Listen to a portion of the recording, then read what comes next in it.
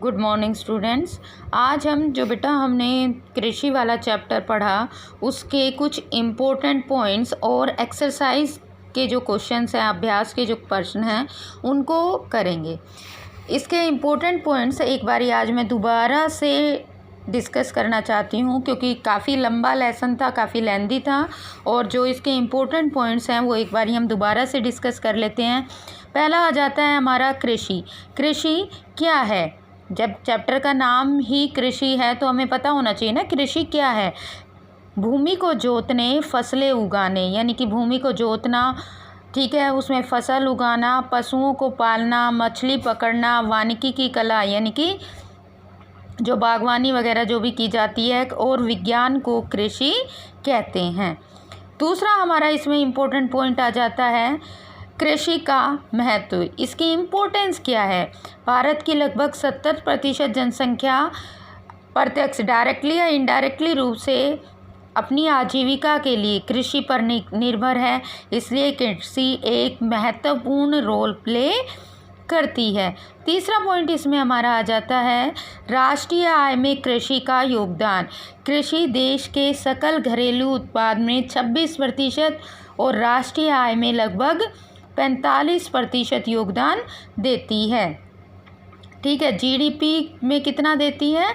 26%, और जो national income है उसमें हमारा 45% योगदान कृषि का होता है। फिर हमने पढ़ा था इसमें कृषि के प्रकार। प्राथमिक जीविका निर्वाह कृषि, यानी कि सिर्फ इतना उत्पादन किया जाता है कि अपने परिवार का भरण पोषण किया जा सके।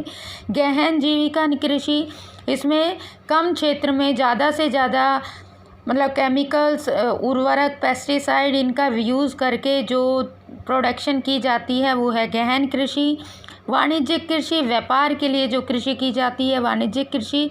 और झूम कृषि या रोपण कृषि। झूम कृषि शिफ्टिंग कल्टीवेशन, यानी कि एक क्षेत्र को साफ करके फिर 2-4 साल वहाँ पर कृषि की, उसके बाद दूसरे किसी स्थान पर रोपण कृषि, एक बहुत ही बड़े क्षेत्र में की जाने वाली कृषि रोपण कृषि। ये मैंने आपको शॉर्टली डिफाइन कर दिए हैं। ये चारों चीज़ें ये 2-2 नंबर में भी कई बार आती हैं। फिर आता है हमारा शस्य प्रारूप। शस्य प्रारूप यानी कि फसलों का जो पैटर्न है वो कैसा है। भारत में 3 शस्य ऋतुएं हैं। ये क्वेश्चन भी 1 नंबर में कई बार पूछा जाता है कि भारत की फसल ऋतुएं या शस्य ऋतुएं कितनी हैं, नाम लिखें।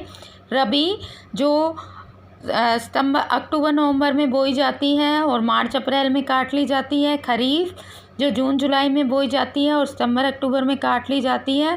और जायद जो अप्रैल मई जून में फसल उगाई जाती है, जैसे तरबूज, खीरा, ककड़ी आदि, उसे हम जायद फसल कहते हैं। ठीक है बेटा। इसके बाद हमारा आ जाता है मुख्य खाद्यान्न।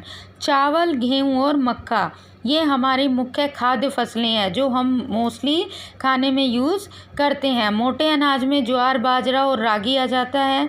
दलहन जिसमें दालें, उड़द, मूंग, अरहर, मसूर।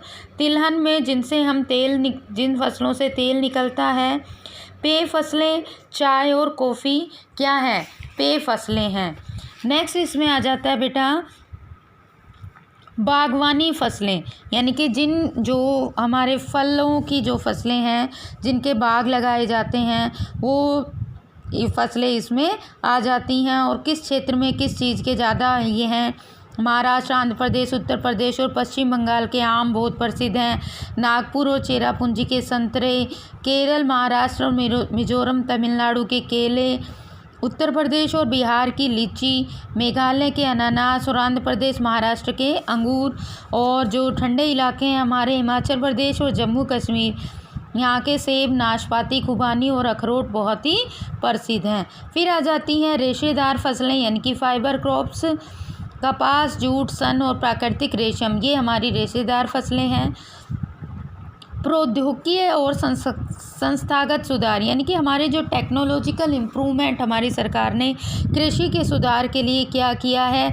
नए कृषि यंत्रों, उर्वरकों का प्रयोग, चकबंदी बताया था ना मैंने कि छोटे छोटे जो खेत हैं उनको जो अलग अलग बिखरे पड़े हुए हैं उनको इकट्ठा करना, जैसे एक को इकट्ठा करके एक जगह पर दे देना, एक को एक जगह पर, वो आता है चकबंदी। सहकारिता, यानी कि जो मतलब सब्सिडी वगैरह मिलती हैं, पंचवर्षीय योजनाएं, जन्मीदारी उन्मूलन, ये हमारी सरकार द्वारा कृषि के क्षेत्र में सुधार के लिए किए गए कार्य हैं। खाद्य सुरक्षा, भारत में राष्ट्रीय खाद्य सुरक्षा प्रणाली की रचना की गई है। इसके 2 मुख्य घटक मैंने बताए थे, बफर स्टॉक और सार्वजनिक प्रणाली। फिर आ जाता है हमारा वैश्वीकरण का कृषि पर प्रभाव। वैश्वीकरण ने भारतीय कृषि के सामने प्रतियोगिता के रूप में नई चुनौतियां प्रस्तुत की हैं और वैश्वीकरण के कारण ही भारतीय कृषि का स्वरूप बदलता जा रहा है। यानी कि अब ज़्यादा से ज़्यादा प्रोडक्शन की जा रही है ताकि उसको एक्सपोर्ट किया जा सके, निर्यात किया जा सके और ज़्यादा से ज़्यादा मुनाफा कमाया जा सके। फिर है कॉफ़ी उत्पादक राज्य, कर्नाटक, केरल, तमिलनाडु हमारे कॉफ़ी उत्पादक राज्य हैं।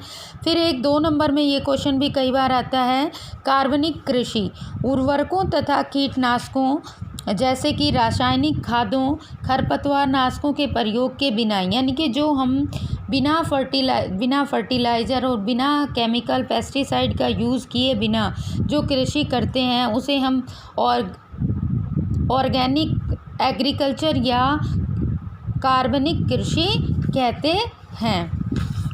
अब आ जाते हैं बेटा हमारे अभ्यास के प्रश्नोत्तर। पहला इसमें है, निम्नलिखित में से कौन सा उस कृषि प्रणाली को दर्शाता है जिसमें एक ही फसल लंबे चौड़े क्षेत्र में उगाई जाती है। तो रोपण कृषि ही ऐसी है जिसमें एक बड़े लंबे चौड़े क्षेत्र में एक ही फसल उगाई जाती है।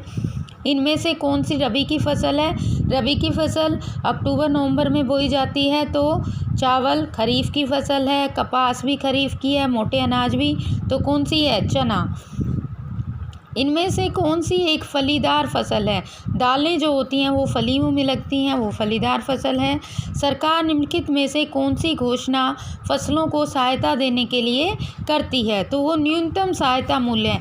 वो मैंने आपको कल भी समझाया था कि सरकार किसानों के लिए सरकारी रेट निकालती है ताकि उनकी वो न्यूनतम मूल्य फिक्स करती है कि इससे कम रेट पर किसानों की फसलें नहीं खरीदी जाएगी, इससे किसानों को फ़ायदा होता है। नेक्स्ट हमारा आ जाता है, निम्नलिखित प्रश्नों के उत्तर लगभग 30 शब्दों में दीजिए। एक पेय फसल का नाम बताएं तथा उसको उगाने के लिए अनुकूल भौगोलिक परिस्थितियों का विवरण दें।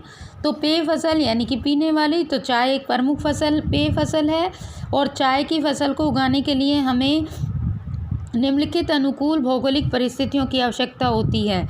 चाय के पौधों के लिए उष्ण और उपोष्ण जलवायु की आवश्यकता होती है। उष्ण मतलब कि गर्म जलवायु, उपोष्ण यानी कि थोड़ी सी उसमें ह्यूमिडिटी भी होती है, यानी कि उससे थोड़ी सी कम गर्म।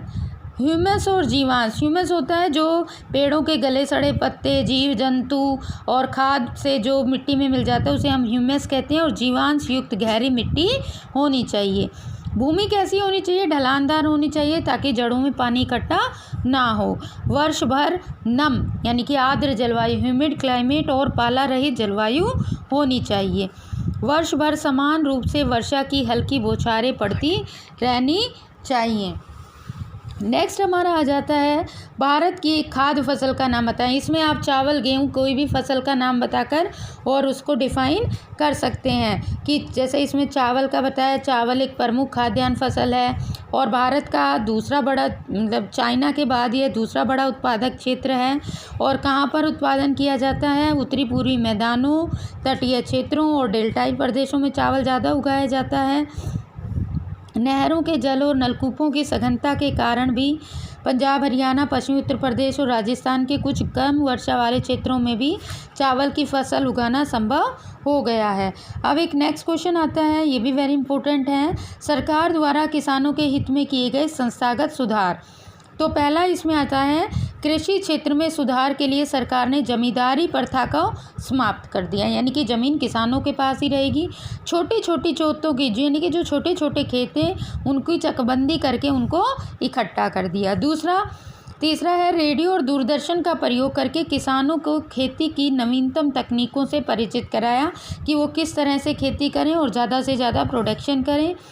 फसल बीमा योजना के द्वारा फसल की बर्बादी का प्रावधान, यानी कि अब फसलों का भी बीमा, अगर किसान की फसल बर्बाद हो जाती है तो उसके लिए भी उसको मुआवजा मिलता है। ग्रामीण बैंकों और सहकारी ऋण समितियों के द्वारा सस्ती दरों पर ऋण उपलब्ध करवाए जाते हैं। फिर है किसानों के लिए रेडियो और दूरदर्शन पर विशेष मौसम बुलेटिनों का प्रसारण किया जाता है और मौसम विशेष रूप से फसलों की बोए जाने की जानकारी दी जाती है। ठीक है, कि कब कब मतलब उसमें मौसम कैसा रहेगा, बारिश होगी नहीं होगी, ज़्यादा होगी, ये सारी चीज़ें बताई जाती हैं। नेक्स्ट है सरकार ने अनिश्चितता को दूर करने के लिए विभिन्न फसलों का न्यूनतम मूल्य यानी कि जो मिनिमम प्राइस है वो उन्होंने फिक्स किया है। ये क्वेश्चन नेक्स्ट जो है ये बहुत ईजी है, ये आप खुद कर लेंगे। बाकी के जो क्वेश्चन रह गए कुछ वेरी इंपॉर्टेंट जो MCQ में भी हैं वो मैं कल डिफाइन करूँगी। आज के वीडियो में इतना ही।